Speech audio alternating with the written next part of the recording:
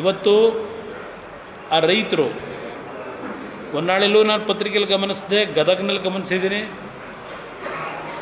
ಯಾವೊಂದು ಮೆಕ್ಕೆಜೋಳ ಬೆಳೆದಿರ್ತಕ್ಕಂಥ ರೈತರು ಬೀದಿಲಿ 1 ತಿಂಗಳು 15 ದಿವಸ 1 ತಿಂಗಳು ಪ್ರತಿಭಟನೆ ಮಾಡಿದ್ದಾರೆ. ಮುಖ್ಯಮಂತ್ರಿಗಳು ಹೇಳಿದ್ರು MSP ದರದಲ್ಲಿ ಕೇಂದ್ರ ಸರ್ಕಾರ ಖರೀದಿ ಮಾಡಬೇಕು ಅಂತ. MSP ದರ ಈಗಾಗಲೇ ನಿಗದಿಯಾಗಿದೆ. ಕೇಂದ್ರ ಸರ್ಕಾರ 2,400 ಕೋಟಿ 2,400 ರೂಪಾಯಿನ ಕ್ವಿಂಟಾಲ್ಗೆ ಘೋಷಣೆ ಮಾಡಿದ್ದಾರೆ. ಈಗ 2,400 ರೂಪಾಯಿನ ಘೋಷಣೆ ಏನು ಮಾಡಿದ್ದಾರೆ, ಬಹುಶಃ ಈಗ ಮಾರ್ಕೆಟ್ನಲ್ಲಿ 1,500 1,400ಕ್ಕೂ ಮಧ್ಯವರ್ತಿಗಳು ಖರೀದಿ ಮಾಡೋಕ್ಕೆ ಹೊರಟಿದ್ದಾರೆ.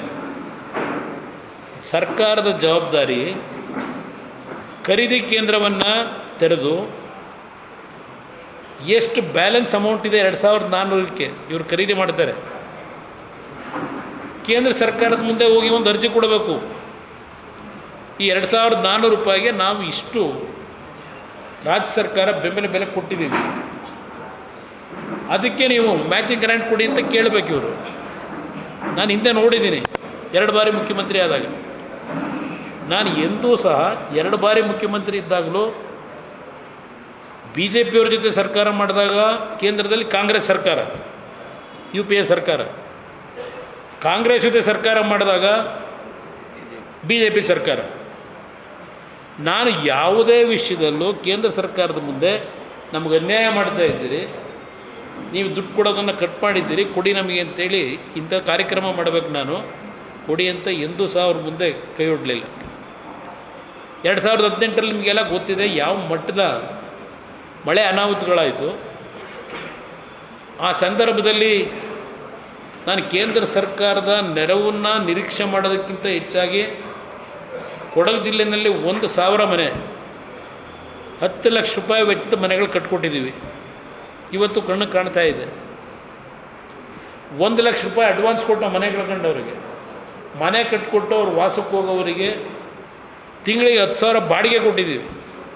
ಸರ್ಕಾರದ ರೆಕಾರ್ಡಲ್ಲಿ ಇದೆ ಅದೇ. ಈಗ ಪ್ರತಿಯೊಂದಕ್ಕೂ ನೀವು ಕೇಂದ್ರ ಸರ್ಕಾರ ಅವ್ರು ಕೊಡಬೇಕು. ಏನೋ ಮೆಥನಾಲ್ನ ನಮಗೆ ಅಲಾಟ್ಮೆಂಟ್ ಮಾಡಿರೋದು ಕಡಿಮೆ ಮಾಡಿದ್ದಾರೆ. ಕಬ್ಬು ಬೆಳೆಗಾರರಿಗೆ ಕೇಂದ್ರ ಸರ್ಕಾರ ನಿಗದಿ ಮಾಡಬೇಕು. ಹೌದು, FRP ದರ ಅವ್ರು ನಿಗದಿ ಮಾಡಿದ್ದಾರೆ, 3,500 ಅಂತ ನಿಗದಿ ಮಾಡಿದ್ದಾರೆ. ನಾನು 2006ರಲ್ಲಿ ಕಬ್ಬು ಮಾರಾಟ ಮಾಡೋಕ್ಕಾಗಲಿಲ್ಲ. ರೈತರು 248 ಕೋಟಿ ಹಣ ಕೊಟ್ಟು ರೈತರಿಗೆ 25,000 ರೂಪಾಯಿ ಎಕರೆಗೆ ಸಬ್ಸಿಡಿ ಹಣ ರಾಜ್ಯ ಸರ್ಕಾರದಿಂದ ಸಾಲ ಮನ್ನಾ ಮಾಡೋದು. ಈಗ ತುಂಗಭದ್ರಾ ಡ್ಯಾಮ್ ಹೋದರೆ ಅಲ್ಲಿ ಆ ಗೇಟ್ಗಳನ್ನು ಇನ್ನೂ ಸರಿಪಡಿಸಿದೆ. ಹೋದ ಸಲ ಏನಾಗಿದೆ, ಹೋದ ವರ್ಷ ನಿಮಗೆ ಗೊತ್ತಿದೆ, ಅವನು ಯಾರೋ ಪಾಪ ಗೇಟ್ ಹಾಕೋದಕ್ಕೆ ಬಂದ, ಕೆಲಸ ತಗೊಂಡ, ಇವತ್ತವರೆಗೂ 1 ರೂಪಾಯಿ ಕೊಡಲಿಲ್ಲ. 12 ಕೋಟಿ ಪೆಂಡಿಂಗ್ ಇಟ್ಟವ್ರೆ. ಅವನಿಗ 32-33 ಗೇಟ್ನ ಹಾಕೋದಕ್ಕೆ ಹಿಂದೆ ಮುಂದೆ ನೋಡ್ತಾವನೆ. ಅಲ್ಲಿ ರೈತರು 2ನೇ ಬೆಳೆ ಬೆಳೆಯೋಕ್ಕಾಗಿಲ್ಲ, 1ನೇ ಬೆಳೆ ವಾಶೌಟ್ ಆಗಿದೆ. ಈಗ 2ನೇ ಬೆಳೆಗೆ ನೀರು ಕೊಡಲ್ಲ ಅಂತಾರೆ ರಾಯಚೂರು, ಕೊಪ್ಪಳ ಆ ಭಾಗದಲ್ಲಿ. ಇದು ಯಾವ ಥರ ಇವರು ಸರ್ಕಾರ ನಡೆಸ್ತಾ ಇದ್ದಾರೆ? ನಾನು ರಾಜಕೀಯವಾಗಿ ಅವ್ರ ಪಕ್ಷದಲ್ಲಿ ಅದೇ ನಡೀತಾ ಇದೆ, ಮಾಡ್ಕೊಳ್ಳಿ. ಅವರು ಯಾರು ಮುಖ್ಯಮಂತ್ರಿ ಆಗ್ತಾರೆ ಏನಾಗ್ತಾರೆ ಅದು ಅವ್ರಿಗೆ ಸೇರಿದ್ದು ಮಾಡೋದು. ಆದರೆ 140 ಸೀಟ್ ಗೆದ್ದಿದ್ದೀವಿ ಅಂತಿರಲ್ಲ. ಜನ ನಿಮ್ಮನ್ನ ಆಯ್ಕೆ ಮಾಡಿದ್ರು. ಇಲ್ಲಪ್ಪ ನಮ್ಮ ರಾಜ್ಯಕ್ಕೆ ಅನ್ಯಾಯ ಆಗಿದೆ, ಇವ್ರಿಗೆ ಕೊಟ್ಟರೆ ನಮ್ಮನ್ನು ಉಳಿಸ್ತಾರೆ ಅಂತೇಳಿ ಪಾಪ ನಿಮ್ಮನ್ನು ಆಯ್ಕೆ ಮಾಡಿದ್ದಾರೆ.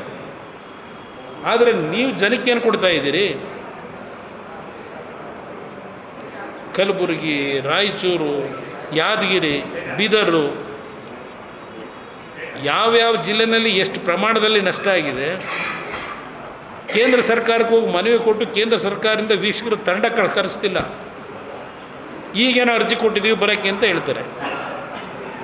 ಈಗಾಗಲೇ 3 ತಿಂಗಳು 4 ತಿಂಗಳು ಆಗೋಯ್ತು ಡ್ಯಾಮೇಜ್ ಆಗಿ. ಈಗ ಕೇಂದ್ರ ತಂಡ ಬಂದು ಏನು ವೀಕ್ಷಣೆ ಮಾಡ್ತಾರೆ, ಏನಾಗಿದೆ ಅಂತ ಅವ್ರಿಗೇನು ಕಣ್ಣಿಗೆ ಕಾಣಿಸ್ತದೆ? ಇದು ಈ ಸರ್ಕಾರದ ಸಾಧ್ಯಗಳಿದೆ.